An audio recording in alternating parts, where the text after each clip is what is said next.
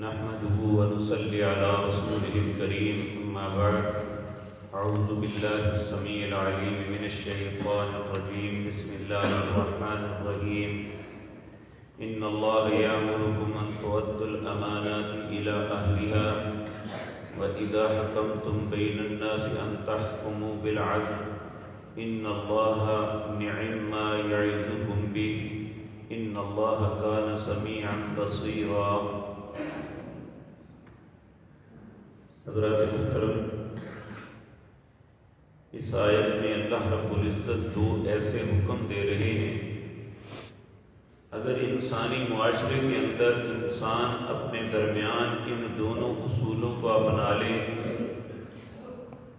تو ہر انسان کی زندگی نہ صرف آسان ہی نہ ہو جائے بلکہ حقیقت یہ ہے کہ کامیابی اس کا مقدر بن جائے. ان میں پہلی چیز، چونکہ پیچھے یہود کا تذکرہ ہو رہا تھا، ان کی بے اعتدالیوں کا، غلط رویوں کا، اور یہود کے متعلق قرآن کریم میں اللہ رب العزت نے فرمایا سماعون للکذب اکالون للسحت. یہ بہت زیادہ جھوٹے اور بہت زیادہ حرام خور ہیں. یعنی شاید یہ ایسی قوم ہے جن کی قسمت میں سچ بولنا ہے ہی نہیں، اور یہ ایسے بدنصیب ہیں کہ جو حلال کھانا اپنے لیے جائز ہی نہیں سمجھتے. لیکن بدقسمتی آج جس معاشرے میں ہم رہتے ہیں یہاں یہ دونوں چیزیں سرطان کی طرح پھیلی ہوئی. اس آیت میں اللہ رب العزت نے سب سے پہلا جو حکم دیا ہے وہ یہ ہے ان اللہ یأمرکم ان تؤدوا الامانات الی اہلها. بے شک تمہارا رب تمہیں حکم دیتا ہے کہ جو امانتیں ہیں ان کے اہل کو دو. کیا مطلب؟ کہ جو جس کا حق ہے اسے ادا کرنا ضروری ہے. امانت میں خیانت کرنا یہ اتنا بڑا جرم ہے کہ انسان نمازیں، روزہ، سب کچھ کرنے کے باوجود منافق ہو جاتا ہے. نبی کریم صلی اللہ علیہ وسلم کا ارشاد ہے آیت المنافق ثلاث وَإِنْ صَامَ أَوْ صَلَّى وَزَعَمَ أَنَّهُ مُسْلِمٌ. منافق آدمی کی تین نشانیاں ہیں، چاہے وہ نماز پڑھتا ہے، روزہ رکھتا ہے اور اپنے آپ کو مسلمان سمجھتا ہے. ان میں پہلی نشانی یہ ہے اذا اؤتمن خان. جب امانت دی جائے تو خیانت کرتا ہے، یا امانت دینی پڑے تو خیانت کرتا ہے. آج آپ ہمارے ملکوں میں جمہوریت رائج ہے، اس میں ووٹ دے کے اپنا حاکم مقرر کیا جاتا ہے. تو یہاں ہم یا تو برادری دیکھتے ہیں یا پارٹی دیکھتے ہیں، اہلیت نہیں دیکھتے. یہ بھی ایک بددیانتی ہے. اور یاد رکھیں بددیانتی ایک ایسی چیز ہے ہر گناہ دھل جاتا ہے. اللہ رب العزت قرآن عزیز کے اندر فرماتے ہیں اقم الصلاۃ طرفی النہار وزلفا من اللیل ان الحسنات یذہبن السیئات. جو دن کے اطراف میں نمازیں پڑھتے ہیں ان کے گناہ ساتھ ساتھ مٹتے جاتے ہیں، یہ ریموو کر دیتی ہے گناہ. لیکن بددیانتی ایک ایسا جرم ہے، خیانت ایک ایسا جرم ہے، اگر بندہ اللہ کے راستے میں قتل بھی ہو جائے تو یہ معاف نہیں ہوتی. یہ ہر صورت واپس کرنی ہے. تو ہم اس معاملے میں الا ماشاء اللہ بہت زیادہ کوتاہی کا شکار ہے. نبی کریم صلی اللہ علیہ وسلم کا ایک غلام تھا، خیبر سے واپس آتے ہوئے اس کے ساتھ کوئی حادثہ ہوا تو یہ تیر لگا اور یہ فوت ہو گیا، قتل ہو گیا. لوگوں نے کہا یہ تو جنت کی چڑیا ہے۔ نبی کریم صلی اللہ علیہ وسلم نے فرمایا تمہیں کیسے علم ہو گیا؟ میں اسے دیکھ رہا ہوں، اس نے مال غنیمت تقسیم ہونے سے پہلے ایک چادر الگ کر لی تھی، اور میں اس چادر کو دیکھ رہا ہوں کہ وہ آگ بن کے اسے جلا رہی ہے۔ دیکھیں نبی کریم صلی اللہ علیہ وسلم کا غلام ہے، صحابی ہے، اور ایک چادر کوئی بہت بڑی نعمت کی نہیں ہوگی۔ تو ہم اپنی زندگی میں کیا کر رہے ہیں، ہمیں مجھے اور آپ کو یہ ضرور سوچنا چاہیے۔ اللہ ہم سب کو ہدایت دے اور امانت داری کی توفیق عطا فرمائے۔ تو اللہ فرماتے ہیں ان اللہ یامرکم ان تؤدوا الامانات الی اہلھا، امانتیں ان کے اہل کو پہنچاؤ، جن کا حق ہے اسے دو۔ اور دوسرا حکم یہ ہے وَإِذَا حَكَمْتُمْ بَيْنَ النَّاسِ أَن تَحْكُمُوا بِالْعَدْلِ، جب تمہیں کوئی فیصلے کے لیے منصف مقرر کیا جائے تو عدل کے ساتھ فیصلہ کرنا۔ یہ بھی نہ ہو انسان کسی مجلس میں بیٹھا ہی دو شخص آپس میں الجھ جاتے ہیں تو ہم صرف اس کی حمایت کرتے ہیں جس کا بوجھ ہو۔ ہم بے شک دوسرا حق پہ ہو ہم اس کا ساتھ دیتے ہیں جس کے ساتھ ہمارا مفاد وابستہ ہے۔ یاد رکھیں نبی کریم صلی اللہ علیہ وسلم نے فرمایا اللہ نے جسے منصب دیا ہے اور وہ عدل کرتا ہے، قیامت کے دن اللہ کے دائیں طرف جو نور کے ممبر ہوں گے اللہ ان نور کے ممبروں پہ اسے بٹھائے گا، اور نا انصافی کرنے والے کی تو دعا کو اللہ قبول نہیں کرتا۔ اور یاد رکھیے آج انصاف نہیں ملتا، فیصلہ ملتا ہے پیسوں پہ، سفارش پہ۔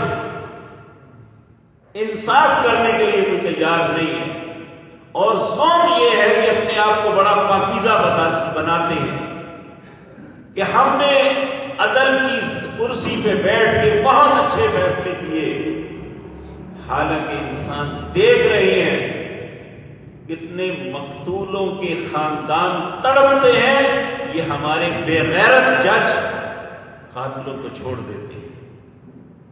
یہ کہتے ہیں ہم حقائق کے پابند نہیں قانون کے پابند ہیں۔ کل جب اللہ اپنا قانون لاگو کرے گا تو پھر انہیں احساس ہوگا کہ ہم کرتے کیا رہے۔ تو اللہ رب العزت فرماتے ہیں وَإِذَا حَكَمْتُمْ بَيْنَ النَّاسِ أَن تَحْكُمُوا بِالْعَدْلِ، جب تمہیں فیصلہ کرنا ہو بین الناس لوگوں کے درمیان، ان تحکموا بالعدل، عدل کے ساتھ فیصلہ کرنا۔ عدل کیا ہے کہ جس کا حق ہے اسے دیا جائے، جس کا نہیں اسے نہ دیا جائے۔ بلکہ یہاں یہ یاد رکھیں بعض لوگ چالاکی سے فیصلہ لے کے اس چیز کو اپنے لیے جائز سمجھ لیتے ہیں۔ ایک روایت نبی صلی اللہ علیہ وسلم آپ کے پاس ایک شخص آیا، بعض لوگ بڑے کمینے اور چلاک ہوتے ہیں اور سمجھتے ہیں کہ میں چلاکی سے ایسا کر لوں گا تو کون سا کسی کو پتہ چلتا ہے۔ وہ آپ سے کہتا ہے کہ گھوڑی مر جائے تو اس کی پیچھے والی جو بچھیری ہے اس پہ کاٹھی ڈالنی جائز ہے، یعنی اس پہ سواری کر لیں۔ تو آپ نے فرمایا اس میں کیا حرج ہے؟ وہ جانے لگا تو جبریل آ گیا، انہوں نے کہا یا رسول اللہ پتہ ہے اس نے کیا کہا ہے؟ آپ نے فرمایا اس نے کہا ہے کہ گھوڑی مر جائے تو اس کی بچھیری جو ہے اس پہ کاٹھی ڈالنا جائز ہے۔ میں نے کہا ٹھیک ہے۔ کہنے لگا اس کا مقصد یہ ہے کہ بیوی مر جائے تو اس کے پیچھے جو بیٹی آئی ہے ساتھ اس کے ساتھ نکاح کر لے۔ آپ نے فرمایا استغفر اللہ۔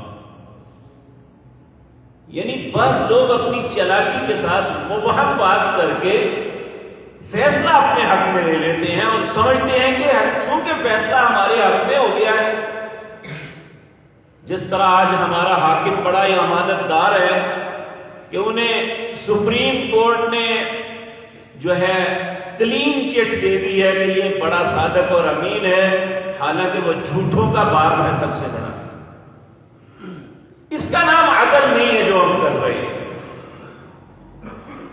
اللہ رب العزت فرما رہے ہیں اللہ تمہیں حکم دیتا ہے کہ تم امانت اس کے حقداروں کو دو، اور جب فیصلہ کرو تو عدل کے ساتھ کرو۔ ان اللہ نعم ما یعظکم بہ، اللہ بہت ہی خوبصورت تمہیں نصیحت فرما رہا ہے۔ ان اللہ کان سمیعا بصیرا، اللہ سننے والا بھی ہے اور دیکھنے والا بھی ہے۔ کیا مطلب؟ ہماری کوئی چیز اس سے چھپی ہوئی نہیں ہے۔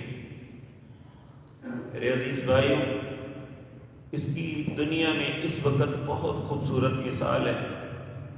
یہ دنیا پوری میں اس وقت ٹچ موبائل ہر شخص کے ہاتھ میں آ گیا ہے، چھوٹے سے بچے سے لے کر بڑے تک، اور ہم بعض اوقات اس پہ سب کچھ دیکھتے ہوئے یہ سمجھتے ہیں ہمیں کون دیکھ رہا ہے، لیکن یاد رکھیں ہمارا جو کچھ ڈیٹا ہے یہ وہاں جمع ہو رہا ہے۔ ہم جو کچھ دیکھتے ہیں یہ جب www ڈالتے ہیں تو یہ فوراً کنیکٹ ہو جاتا ہے ان کے ساتھ، اور ہماری زندگی کے ساری وہ خباستیں جو اکیلے بیٹھ کے ہم دیکھتے کرتے سنتے ہیں وہ ساری ان کے ریکارڈ میں ہوتی ہیں۔ اگر دنیا میں ایک انسان ریکارڈ اکٹھا کر کے ہمارے اندر کی زندگی کو جانچ سکتا ہے تو وہ اللہ سمیع بصیر، اللہ سننے والا بھی ہے اور دیکھنے والا بھی ہے۔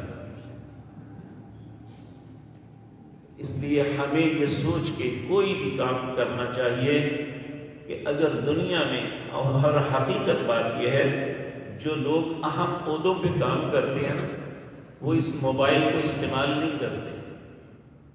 کیوں؟ ان کے راز دوسروں کے پاس، ان کی باتیں دوسروں کے پاس چلی جاتی ہیں۔ وہ ہمیشہ بٹن والا چھوٹا موبائل یوز کرتے ہیں کہ ہمارے راز نہ جائیں۔ ہماری فوج کے اہم لوگ، ہمارے اٹامک کے لوگ، ہماری ایجنسیوں کے لوگ، کبھی آپ ان کے ہاتھ میں یہ موبائل نہیں دیکھیں گے۔ اگر ایک دنیا کا انسان اپنی عقل کے بلبوتے پہ پوری دنیا کے لوگوں کا ڈیٹا اپنے پاس جمع کر رہا ہے اور اسے معلوم ہے جب مرضی جس کو مرضی ننگا کر دے، اور کر رہے ہیں ایسا، تو جب اللہ کے سامنے میں اور آپ پیش ہوں گے تو ہماری حالت کیا ہوگی؟ حقیقت بات یہ ہے کہ مجھے تو خوف آتا ہے، کیونکہ اللہ رحم فرمائے، ہم بعض اوقات اپنی زندگی کے ایسے وقتوں میں سمجھتے ہیں ہمیں کون دیکھ رہا ہے، لیکن کوئی تو آنکھ ہے جو ہمیں دیکھ رہی ہے۔ عرب اس بات پہ جو ہے نا بدک جاتے ہیں۔ اگر کوئی اسے کہ اللہ ینظر الیہ، ایک مرتبہ کی بات ہے، میں نے پہلے بھی آپ کو بات سنائی تھی، ایک مصری بڑا جوان آدمی جو بڑی بےہودگی سے طواف کر رہا تھا، ہر بندے کو ادھر دھکا ادھر دھکا، لوگ جو ہے نا بڑے تنگ، ایک دفعہ دو دفعہ چار دفعہ، ایک بزرگ آدمی جا رہے تھے تو انہیں بھی دھکا لگا تو انہوں نے یہ لفظ کہا، یا شباب، وہ نوجوان، اللہ ینظر الیک، اللہ تیری طرف دیکھ رہا ہے۔ ایسے تھا جیسے مر گیا ہے، وہ اس کے بعد اس کی شکل نہیں دیکھنے کو ملی، اور ہمارے لیے یہ کوئی بہت بڑی بات نہیں ہے، دیکھ رہا ہے تو دیکھتا رہے۔ تو یہ بات ایسی ہے جو بڑی اہم ہے کہ اللہ سمیع بھی ہے، سن بھی رہا ہے ہماری ایک ایک بات کو، اور ہمارے کردار کو دیکھ بھی رہا ہے۔ اللہ ہمیں اچھا کرنے کی توفیق عطا فرمائے، اور ہر برے کام سے، ناانصافی سے، بددیانتی سے ہمیں محفوظ فرمائے۔ اقول قولی ھذا واستغفر اللہ۔